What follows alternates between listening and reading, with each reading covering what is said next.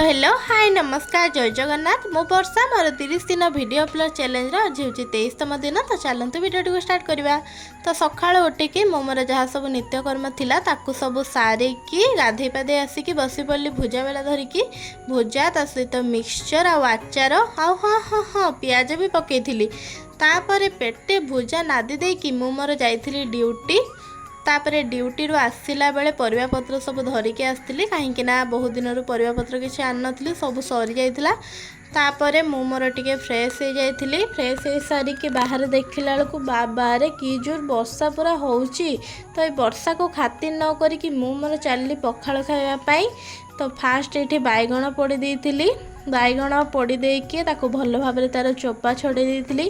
बैगण चोपा छड़ी सारा पर आमर ये पियाज काटी देइथिली। पियाज आउ होची आमर टिके लंका लुण एमती देकी बैगण छेची देइथिली। तापर मु बस पहले पखाल खाइबापी रहिली। Bye bye.